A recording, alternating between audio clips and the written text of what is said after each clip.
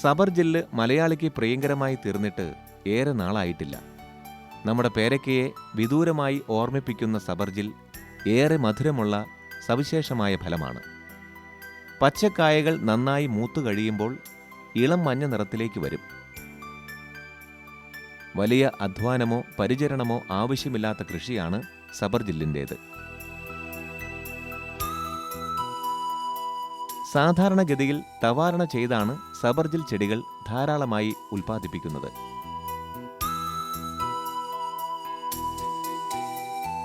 നടാൻ പാകമായ തൈകൾ 3 അടി ആഴത്തിലും 3 അടി സമചതുരത്തിലും കുഴിയെടുത്ത് നടുന്നതാണ് ആദ്യപടി. കുഴിയിൽ ചാണകപ്പൊടി നിറയ്ക്കണം. അതിൻ്റെ മധ്യഭാഗത്തായി വേണം തൈ വയ്ക്കാൻ. വളർന്ന് പടരുന്ന ചെടികളായതിനാൽ മരങ്ങൾ തമ്മിൽ 15 അടിയുടെ അകലമുണ്ടായിരിക്കുന്നത് നല്ലതാണ്. ഒരേക്കറിൽ ഇങ്ങനെ 150 തൈകൾ നടാം. ഇവയ്ക്ക് കൃത്യമായ പരിചരണവും ശ്രദ്ധയും നൽകിയാൽ 3-ാമത്തെ കൊല്ലത്തിൽ പൂവിടും. 5-ാം കൊല്ലം സബർജിൽ ചെടികൾ കായ്ക്കും. ഒരു മരത്തിൽ 100 കിലോ വരെ കായുണ്ടാകുമെന്നാണ് കണ്ടെത്തിയിട്ടുള്ളത്.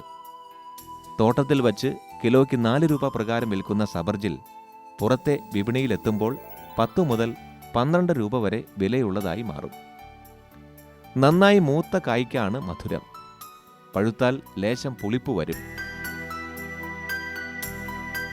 തൊലി ചെത്തി മുറിച്ചെടുക്കുന്ന സബർജിൽ കായ പഞ്ചസാര കൂട്ടി കഴിക്കുവാൻ ഉത്തമമാണ്. ഇതുകൊണ്ട് നമ്മുടെ അടുക്കളയിലേക്ക് ആവശ്യമായ പലതും ഉണ്ടാക്കുവാനും കഴിയും. നന്നായി പഴുത്ത സബർജിൽ കായ ഉപയോഗിച്ച് ജാം ഉണ്ടാക്കാം. വളരെ നിസ്സാരമായ ചെലവിൽ വൈനും നിർമ്മിക്കാം. വിളവെടുപ്പിന് സമയമാകുമ്പോൾ തോട്ടം പാട്ടത്തിന് കൊടുക്കുകയാണ് പതിവ്.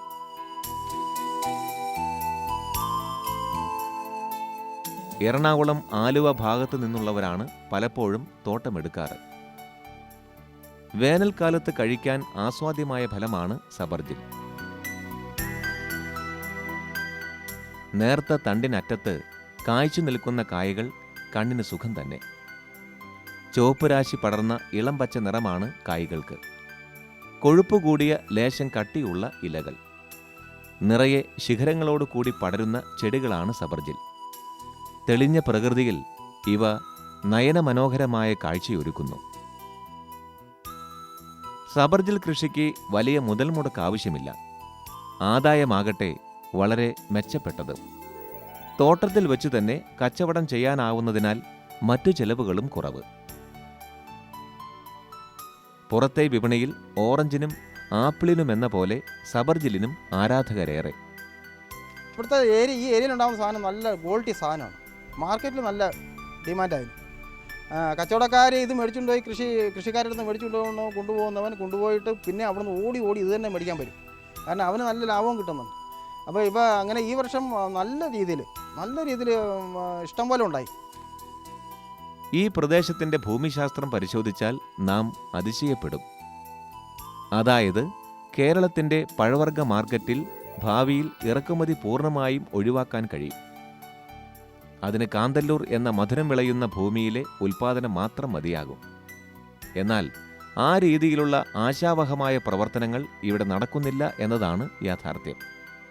തോട്ടം വച്ച് വിപുലമായി കൃഷി ചെയ്ത് സമ്പന്നമായ വിളവെടുക്കാൻ എല്ലാ സാധ്യതയും ഒത്തിണങ്ങിയ മണ്ണാണിത്.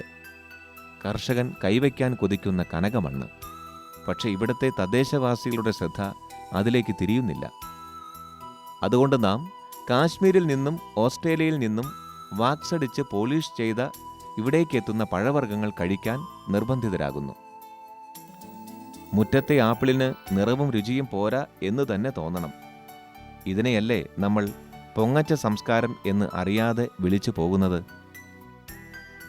കാന്തല്ലൂർ പഞ്ചായത്തിൽ 10 വാർഡുകളാണ്. അതിൽ കൃഷിക്കേറെ അനുയോജ്യമായത് 4 വാർഡുകളാണ്. കീഴാന്തൂരിന് മുകളിലേക്ക് പെരുമല വരെ അസൽ മണ്ണാണ്. മികച്ച കാലാവസ്ഥയും. മണ്ണിനേക്കാളേറെ ഇവിടെ പഴവർഗ്ഗ ചെടികൾക്ക് അനുഗ്രഹമാകുന്നത് കാലാവസ്ഥ തന്നെ. ഈ സാഹചര്യം നിലനിർത്തുന്നതിൽ മറയൂരിനും കാന്തല്ലൂരിനും ചേർന്ന് കിടക്കുന്ന മന്നവൻ ചോല എന്ന 3000 ഏക്കർ വനപ്രദേശത്തിന് നിർണായക സ്ഥാനമുണ്ട്. കൃഷിക്കും മനുഷ്യർക്കുമുള്ള വെള്ളം ഇവിടെ സുലഭമായി തീരുന്നത് ഇങ്ങനെ. ഇവിടുത്തെ 5 ഗ്രാമക്കാർക്കും പ്രയോജനപ്പെടുന്നതും ഈ വെള്ളം തന്നെ. വനവാസകാലത്ത് പാണ്ഡവർ ദ്രൗപദി സമേതരായി വന്നു തങ്ങിപ്പോയത് മന്നവൻ ചോലയിലാണെന്നാണ് ഐതിഹ്യം. ഇവിടുത്തെ കാർഷിക രംഗത്തുമുണ്ട് ഇത്തരം അവിശ്വസനീയമായ കഥകൾ. ആത്തച്ചക്ക എന്ന ഫലവൃക്ഷമാണ് കാന്തല്ലൂരിലെ മറ്റൊരു പ്രധാന വിള.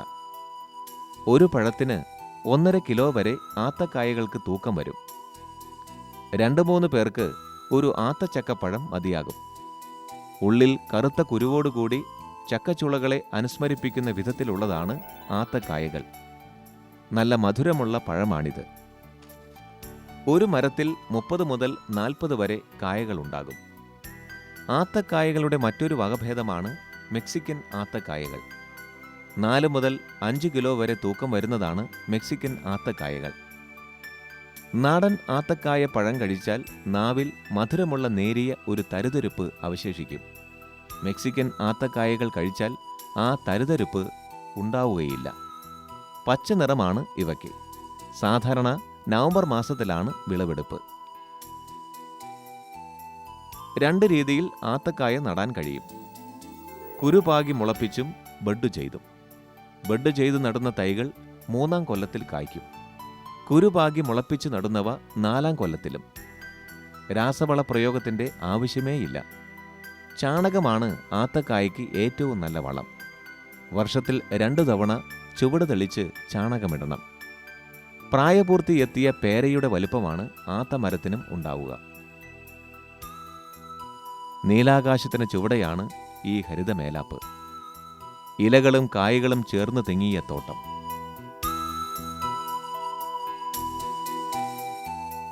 അവിശ്വസനീയമായ കഥകൾക്ക് ക്ഷാമമില്ലാത്ത ഈ ഊരുകളിൽ മികച്ച നേതൃത്വത്തിൻ്റെ അഭാവം വല്ലാത്ത പ്രതിസന്ധി തീർക്കുന്നുണ്ട്.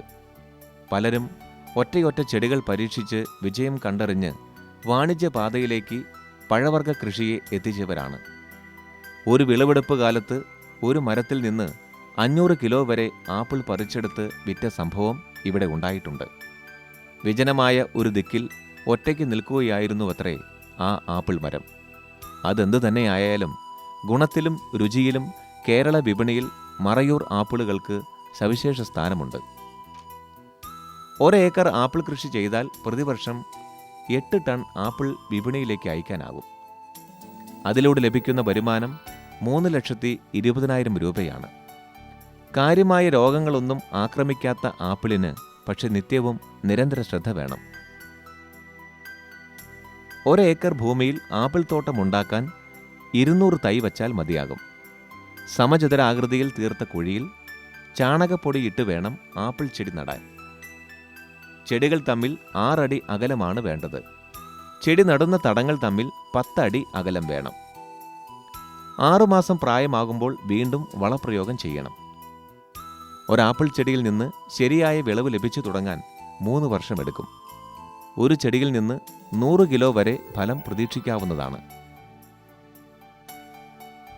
ചെടികൾ പൂവിട്ട് കഴിഞ്ഞാൽ ആദ്യത്തെ പൂക്കളെ നശിപ്പിക്കുകയാണ് പതിവ്. പിറ്റേ വർഷം തൊട്ട് കായ് ലഭിച്ചു തുടങ്ങും. കാന്തല്ലൂരിലുണ്ടാവുന്ന ആപ്പിളിൻ്റെ പ്രത്യേകത അതിൻ്റെ തൊലിക്ക് കട്ടി കൂടുതലാണ് എന്നതാണ്. പാലായിൽ നിന്നും 18 വർഷം മുൻപ് അധ്യാപകനായി കാന്തല്ലൂരിലെത്തിയ ആളാണ് ജോർജ് ജോസഫ്. 8 വർഷം അധ്യാപകനായി ജോലി ചെയ്തതിനു ശേഷമാണ് ഇവിടെ സ്വന്തമായി സ്ഥലം വാങ്ങിയത്. അന്ന് ആ പറമ്പിൽ കുറച്ച് ആപ്പിൾ ചെടികൾ ഉണ്ടായിരുന്നു. വേരുചീയൽ രോഗം മൂലം അതിൽ കുറേ ചെടികൾ നഷ്ടപ്പെട്ടു. അവശേഷിച്ചവ പൂത്ത് കായ്ച്ച് ഫലം തന്നു. അതാണ് തോട്ടത്തിലേക്ക് തിരിയാൻ ഇദ്ദേഹത്തിന് ആത്മവിശ്വാസമുണ്ടാക്കിയത്. ഇന്ന് 5 ഏക്കർ സ്ഥലമുള്ളതിൽ പകുതിയിലധികം സ്ഥലത്തും വച്ചിരിക്കുന്നത് ആപ്പിൾ തൈകളാണ്. കൂടാതെ ആത്തക്ക, ബദാം, മാതളം തുടങ്ങിയവയും ഇദ്ദേഹത്തിൻ്റെ പറമ്പിലുണ്ട്. ആദ്യകാലത്ത് ആപ്പിൾ കൃഷിയിലേക്ക് തിരിയാൻ തുടങ്ങിയപ്പോൾ ജോർജ് ജോസഫ് സർക്കാർ നിയോഗിച്ച ഏതാനും കൃഷിവകുപ്പ് ഉദ്യോഗസ്ഥന്മാരെ കൂടി പോയി കണ്ടു. ഫലം അത്യന്തം നിരാശാജനകമായിരുന്നു. ആപ്പിൾ കൃഷി ചെയ്യുന്നതിനെപ്പറ്റി യാതൊന്നും അറിയില്ലാത്തവരായിരുന്നു അവർ. തുടർന്ന് സ്വന്തമായ അന്വേഷണങ്ങളിലൂടെ അദ്ദേഹം മുന്നേറുകയായിരുന്നു. ശാസ്ത്രീയമായ വിധത്തിൽ കൃഷിരീതികൾ പറഞ്ഞുകൊടുക്കാനുള്ള ആളുകൾ കേരളത്തിൽ കുറവാണ്. പ്രത്യേകിച്ച് ആപ്പിൾ പോലുള്ള ഫലവർഗത്തിന് വമ്പിച്ച സാധ്യതയാണ് കാന്തല്ലൂരിലുള്ളത്.